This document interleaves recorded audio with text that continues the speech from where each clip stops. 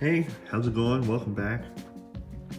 Here's where we are with the Minuteman Missile Silo building. So this is the equipment rack area. The little guy there, he's looking at something. Anyway, so this is where we're at. And what I need to do now is I need to find a way to get some lighting going on, right? So where are my LEDs? They're over here. So I took these little guys and, measured them, designed a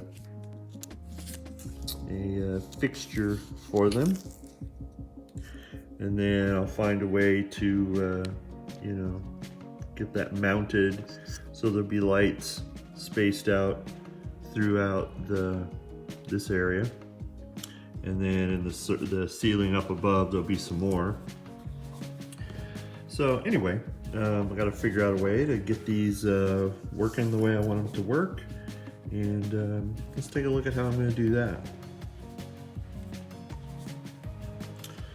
Okay, so I bought this bag of LEDs because there needs to be some lighting in the launch tube, and this is the smallest things I could find, and they're easy to use, and they don't burn out as fast as a incandescent bulb would, and they burn very cool. So I needed a little shade, like this one, to hold the LED. So I printed this guy. It's hard to see with my hands in the way.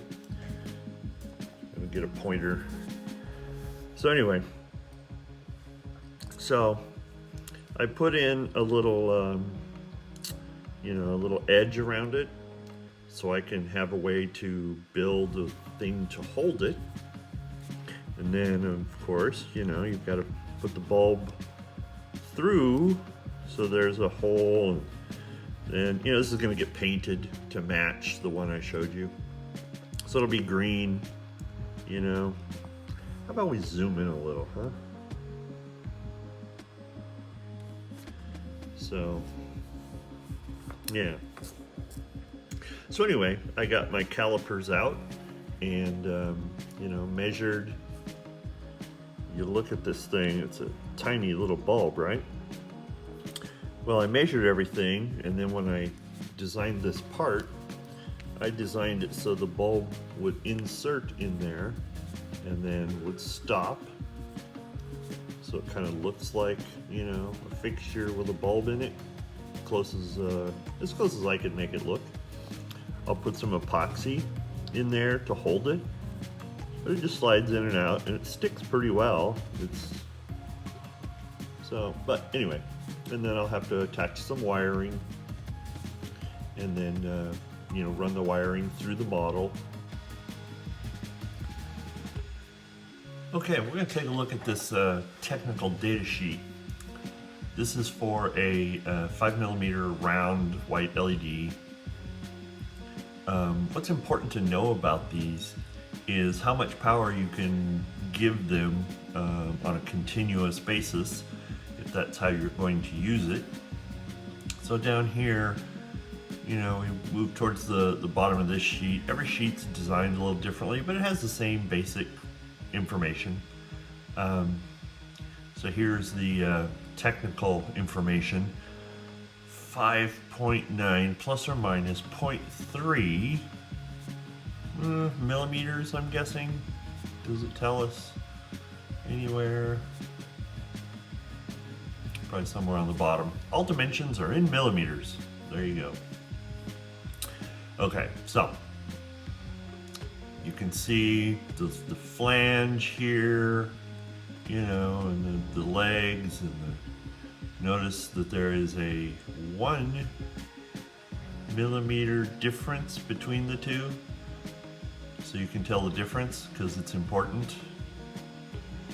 Anyway, here's where we want to get. continuous forward current, which is indicated I is current, and F for forward, 30 milliamps. So that's how much power I can deliver to this device on a continuous basis, and it should work just fine. Increase that by too much and you just blow it up. Well, not literally blow it up, but it ceases to function.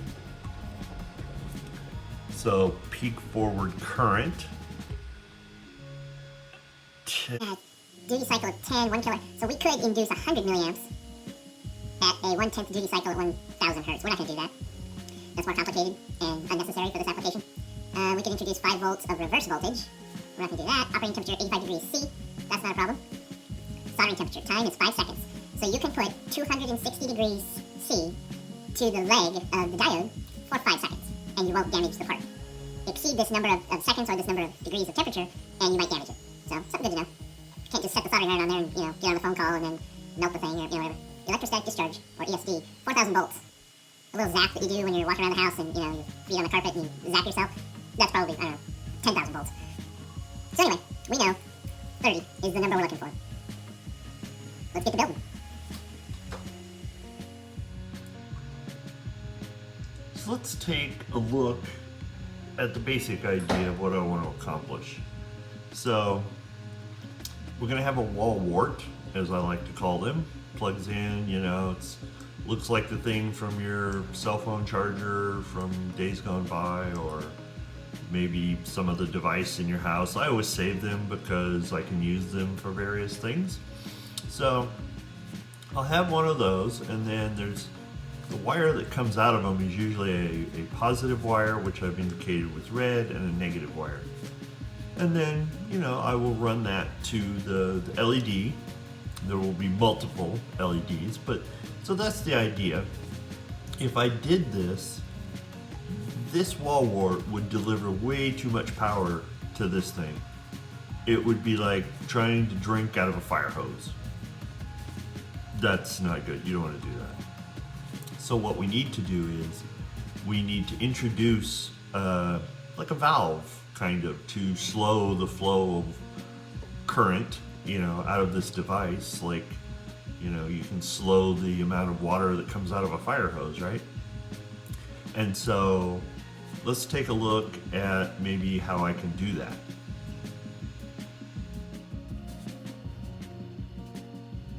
So here's a way we can do this.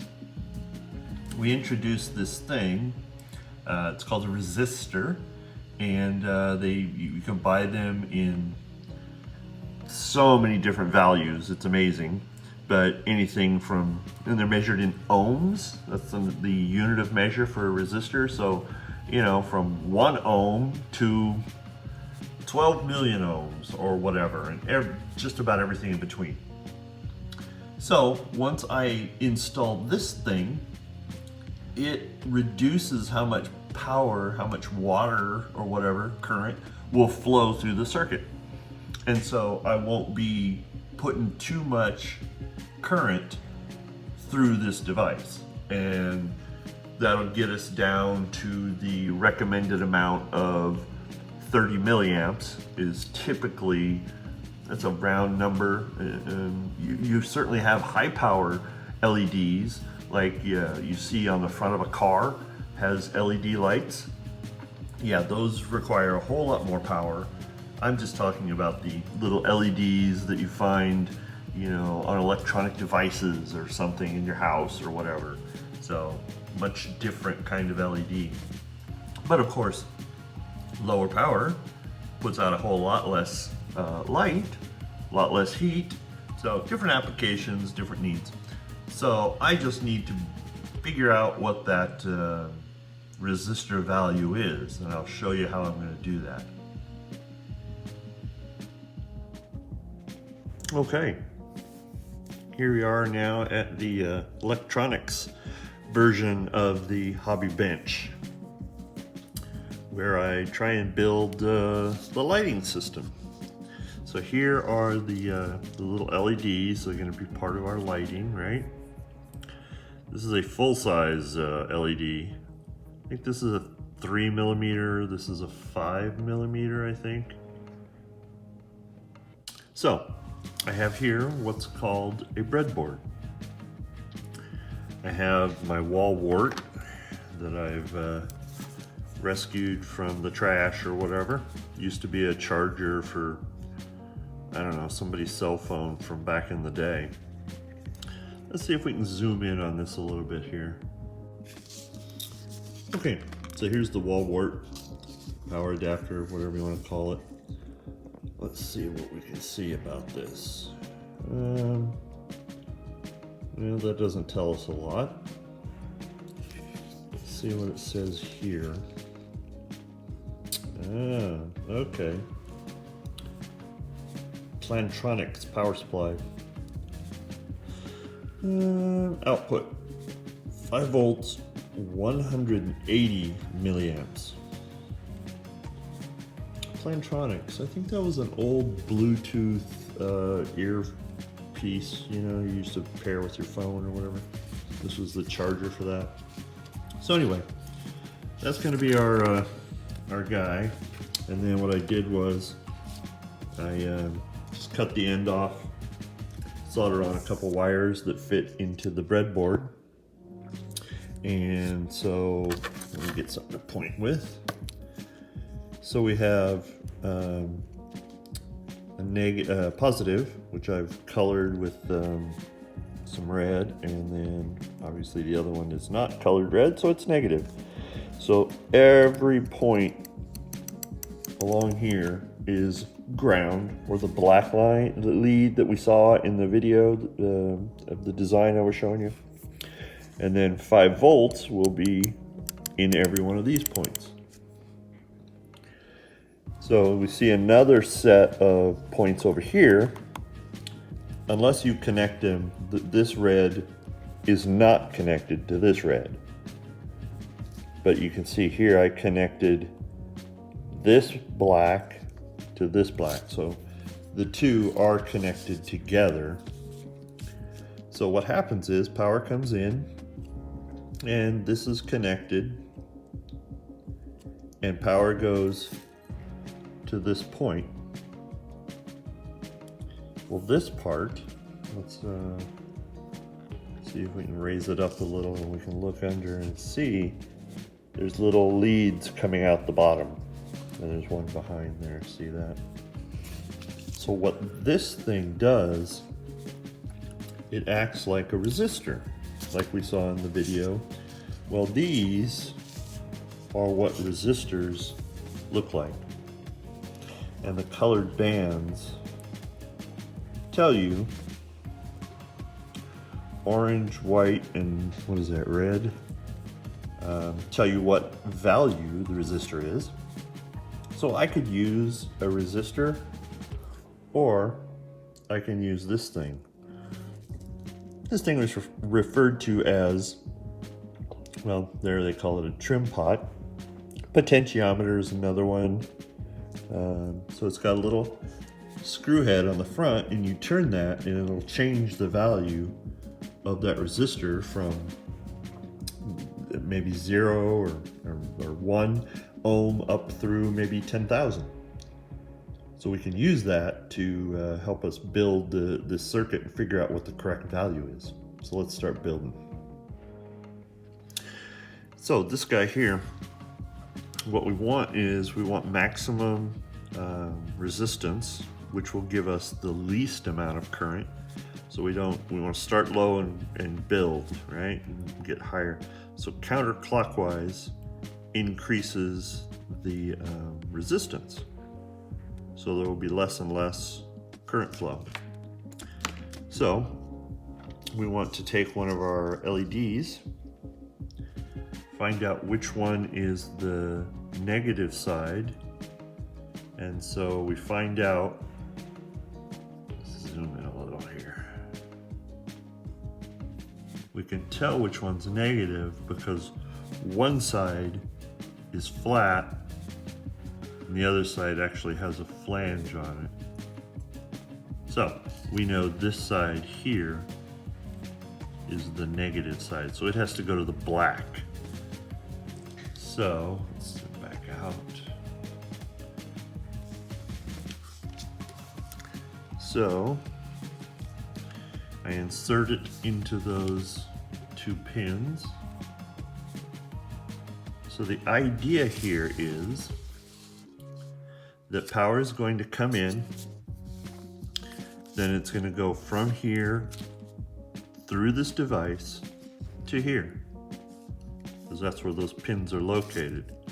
So this is going to be full 5 volts, and everything that wall wart will deliver, this will be adjusted down, and that's what our LED will see.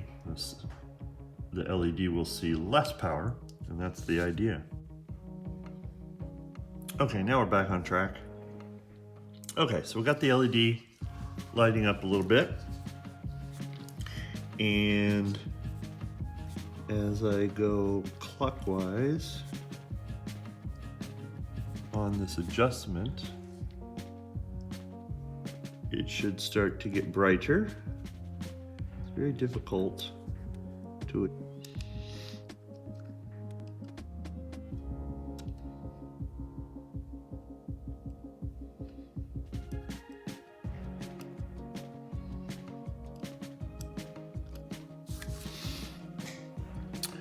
Okay, so we're going to use the multimeter. Let's take a look at what that is.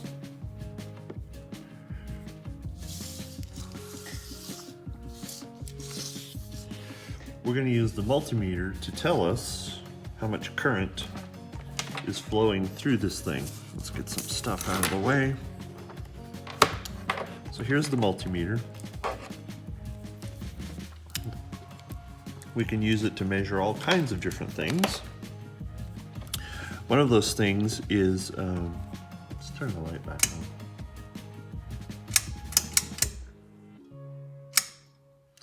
One of those things is amperage, and we see down here DCA, so DC current, A for amperage. I don't know why in one place you'll see A for amperage, and then you'll see I for current, which we won't get into a discussion about what that's all about, but anyway. Always start at the higher setting, 10 amps. 10 amps is like a hairdryer that consumes massive amounts of power. 500 milliamps. We're shooting for 30, so I'm guessing the 50 milliamp range is going to be about what we want. And then how do we read this thing? So we're on a 5 scale. So on here, we see there's AC and DC, decibels, ohms. So when we want to read over here, we see there's a 10, 50, 125, 250. So we're going to be on that 5 scale, the 50. So this would be 10 milliamps, 20, 30, 40 milliamps. So how do we hook it up? Well, I've got some little alligator clips connected to the leads. And so what we want to do is we want to connect into this circuit. So what we do is we're going to pull this guy out, do some changing around. So this was our ground side, and we need an extra little wire here. So what we do is we basically put the meter in line with the rest of the circuit. So we connect some leads here. So now the needle doesn't really appear to have moved at all.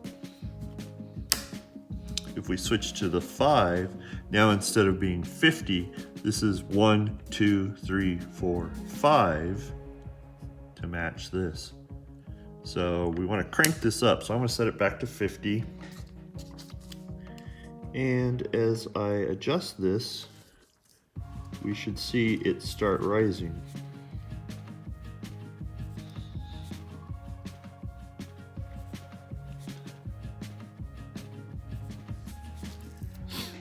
Okay, so right there, run the 5 scale.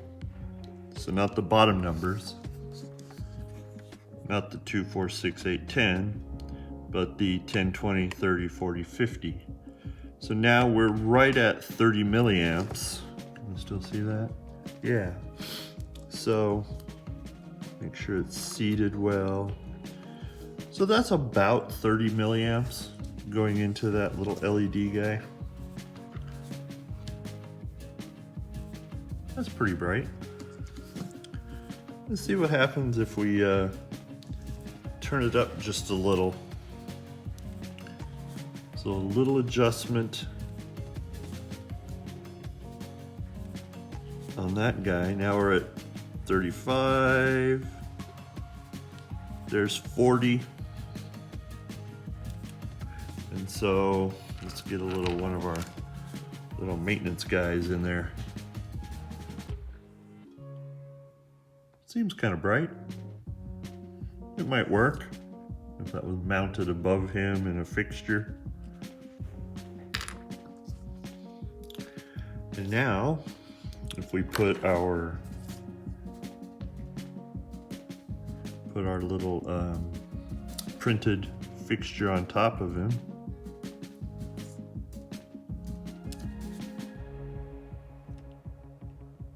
see, when we epoxy the top, that won't show like that anymore.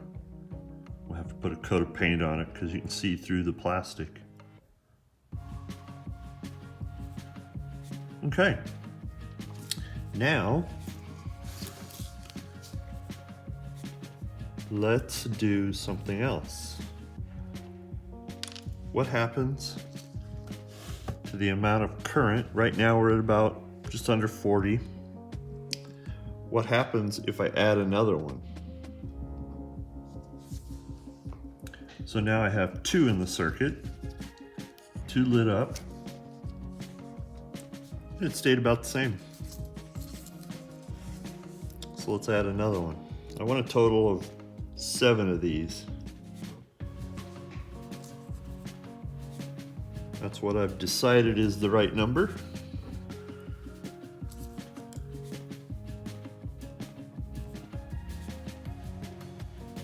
Yep, got it the right way.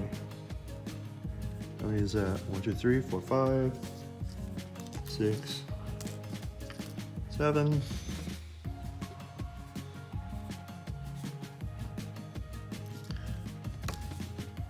Actually, the current is going up.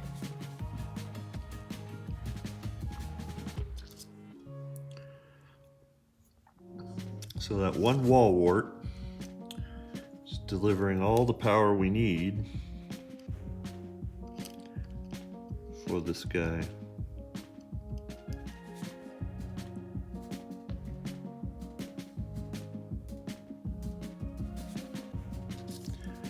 Okay.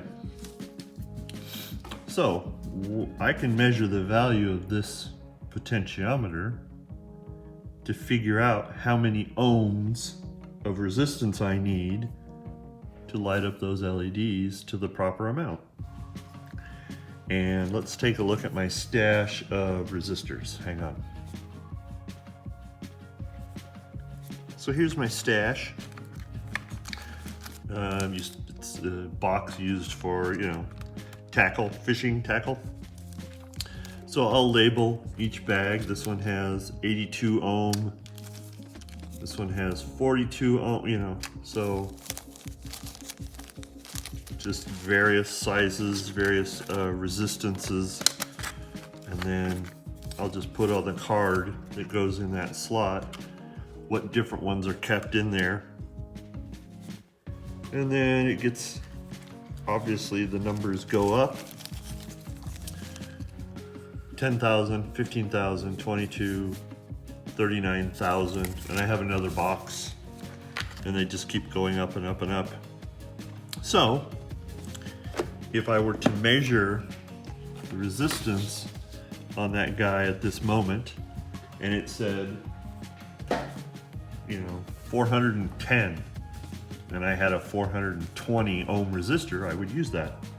Now the thing is, depending upon which wall wart wall wart I use, it'll change what that value has to be. So this is just a test circuit. I'll pick a wall wart that is more appropriately sized, the right voltage or whatever. So I'll have to redo this a little bit. At least I got the proof of concept going, and you guys got to see how that kind of works. And so yeah, that was fun. Hope you learned something, or maybe you didn't. Maybe you're not even watching anymore. So anyway, thanks for stopping by, and we'll talk to you later.